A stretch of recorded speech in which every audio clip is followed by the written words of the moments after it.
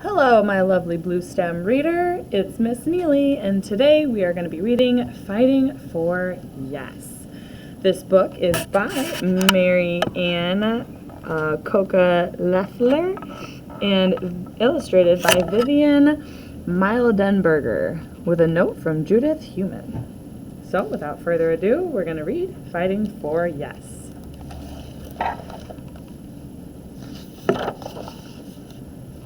This is the story of disability rights activist Judith Heumann.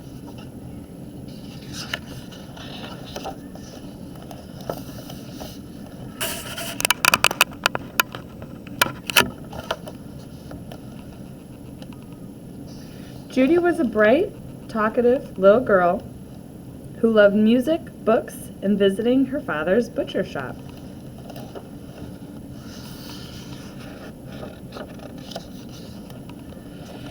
In 1952, when Judy was 5 years old, her mother signed her up for kindergarten. The principal took one look at Judy's wheelchair and said, "No, Judy is a fire hazard." Next, they tried the Jewish day school. That principal said that if Judy learned Hebrew, she could enter in September. Judy took Hebrew classes all summer. But in the fall, the principal changed his mind. "No," he said, "it's just not going to work out."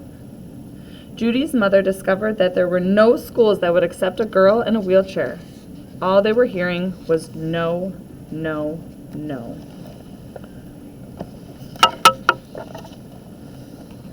Judy watched her younger brother and the neighborhood kids walk to school. Judy wished that she could go too, but instead she stayed home. For years, a teacher came to the house for a few hours a week, but for a little girl who loved to read, this was not enough time for learning. Her mother signed her up for after-school activities, but getting anywhere in a wheelchair was a challenge. Push, bump, over the curbs to Hebrew class. Pull, bump, bump, up the stairs to music lessons. Lift, lug, down to the basement for brownies. On most afternoons, Judy played with her neighborhood friends, who luckily lived on the same side of the street. They told Judy all about their classmates, teachers, and school activities like gym, library, and music. More than anything, Judy wanted to go to school too. Finally, after a long search and lots of tests, 9-year-old Judy was accepted to the Health Conservation 21 class at Public School 219. P.S. 219. It wasn't the same school that her friends went to, but it was school. She was excited and a little nervous. It would be the first time she ever rode a bus or learned in a classroom. On Judy's first day of school, a bus picked her up. It had a lift and tie-downs for her wheelchair. When she got to her new school, she was rolled into the basement classroom. Inside, there were 8 students, all using either wheelchairs or leg braces. This was not the 4th grade classroom that Judy had imagined. Her classmates were all different ages. Some even looked like teenagers or adults. Where were all the kids?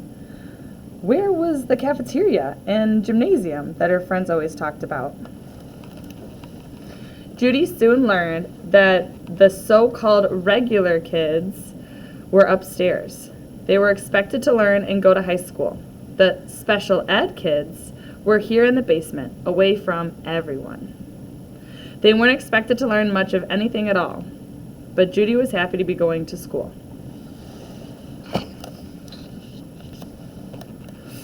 Judy felt lucky to have her school friends. More and more her neighborhood friends were taking the city bus to go places like restaurants or the library. Judy couldn't go to any of these places.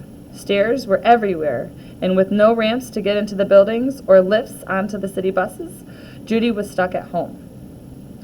Judy heard the word no much too often. It just didn't seem fair. There was one place where Judy felt included. Camp Oakhurst, a summer camp for kids with disabilities.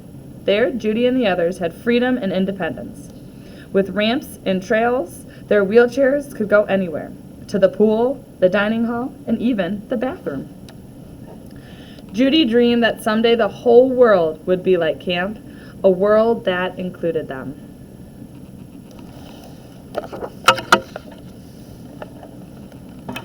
At 14 years old, Judy became the first student from PS 219's Health Conservation 21 class to go to high school. Judy had to travel by bus for an hour and a half every day to a wheelchair-accessible high school. Though there were a few other kids with disabilities at the school, Judy was nervous. For the first time, she had real exams and real grades. And unlike her small classroom at PS 219, Judy joined a big group of kids, many of whom had never seen a kid in a wheelchair before. Judy didn't have many friends at the high school and felt out of place. No one seemed to look at her as an average teenage girl. But Judy worked hard and focused on her studies. Her parents were so proud when they got word that Judy would be receiving a leadership award at her high school graduation.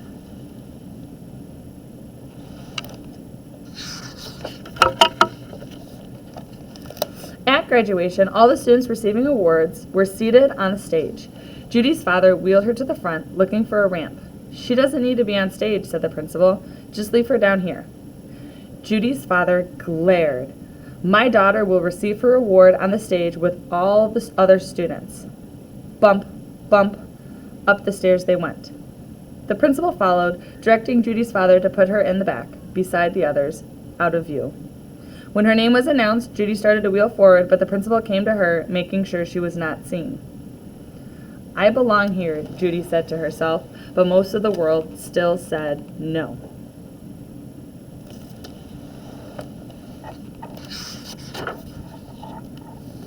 Judy went on to college and studied to be a teacher. She was happy to be living on campus, but it was hard to get around. 2 steps into her dorm, 1 step into the bathroom. Soon, Judy and other students with disabilities formed a group to talk about the barriers they faced every day. Don't people with disabilities have any rights? How can we make universities more accessible? It was now the mid-1960s, and college students everywhere were protesting. They wanted an end to the Vietnam War. They marched to support Dr. Martin Luther King Jr. and the Civil Rights Movement. Judy and her friends knew that disability rights were civil rights, and they wanted to work to help make changes.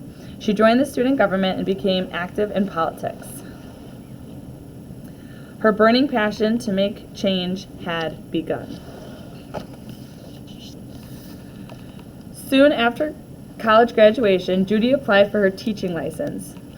With a friend's help, Judy made her way to the New York City Board of Education building. The flight of stairs to the door and the out-of-reach buttons in the elevator were just the first signs that things might not go well. They didn't. 3 months later, Judy got a letter from the Board of Education telling her no, she would not be getting a teaching license because she could not walk. They considered her a danger to the students. No, no, no. Judy was angry. She was qualified. She took all the right college classes and passed the oral and written exams. She knew that this was outright discrimination. They decided that she would sue the Board of Education. No more no's. Judy's friend contacted the local media. The next week, an article was published in the New York Times about how Judy was being denied a teaching license because of her wheelchair. Immediately, Judy's phone started ringing. She received calls from civil rights attorneys offering to take her case. Word spread quickly. Before she knew it, there were articles in newspapers all over the country. Then came letters of support, endorsements, and even an appearance on the Today Show. On May 26, 1970, Judy sued the New York City Board of Education and won. Finally, a yes. Then another yes. New York passed a law that people with disabilities would not be prevented from teaching. Judy was elated, but she knew that her victories were not hers alone. It was only with public support and the strong voices of fellow activists that changes could be made. Judy and her friends were determined to keep fighting. They joined together and created a Disabled in Action, an organization to fight for the rights of all people with disabilities. Now 25, Judy was teaching 2nd grade by day. On nights and weekends, she fought for disability rights. While reading pieces of legal paperwork, Judy noticed sentences in Section 504 of the proposed Rehabilitation Act. She stopped. Was she reading this right? She read it again. No otherwise qualified handicapped individual in the United States shall solely by reason of his handicap be excluded from the participation in, be denied the benefits of, or be subjected to discrimination under any program or activity receiving federal financial assistance. Judy couldn't believe her eyes. This was big. This meant that if a program or organization received federal funds, people with disabilities had to be included and have equal access. If Section 504 became a law, buildings would be wheelchair accessible, streets would have sidewalk ramps, and buses would have lifts.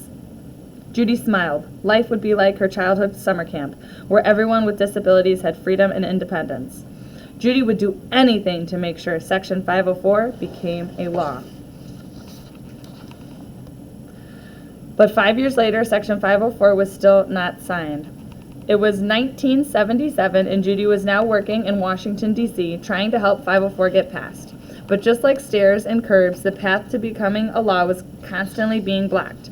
The government kept delaying signing because organizations complained that it would cost too much money to adapt their buildings for people with disabilities. Little by little, the wording of the law was being changed and watered down. Disability activists everywhere were tired of waiting. It was time to act. The American Coalition of Citizens with Diabetes, an organization Judy co-founded, made a public announcement. If the government did not sign 504 into law by April 5th, 1977, as originally written, then there would be a nationwide demonstration. April 5th arrived, and with no signing in sight, an army of people with disabilities descended onto the federal health, education, and welfare HUE offices all over the country. Judy was in charge of the San Francisco demonstration. Watched with pride as the plaza filled with hundreds of supporters, the crowd was diverse. People in wheelchairs, those with canes and braces, parents of disabled children, civil rights leaders, and church groups were all there to support the cause. Judy rolled up to the microphone and looked into the growing crowd. With a lump in her throat and a signed 504 sticker on her jacket, she began to speak. When they are signed, the regulations for Section 504 will be a historic and monumental first step towards knocking down the walls that stop us. People with disabilities from being full and equal participants in society. A chant erupted from the crowd. Sign 504, unchanged. Sign 504, unchanged.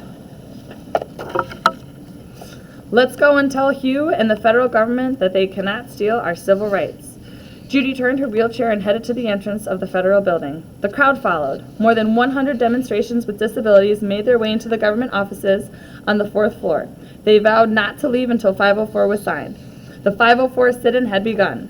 While protests in other cities ended the same day they began, San Francisco stayed strong. Time ticked and minutes on became hours. Hours became days.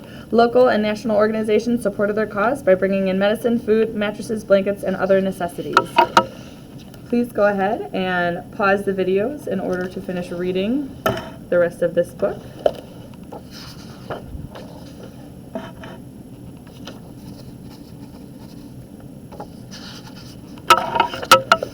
And this letter from Judith Heumann.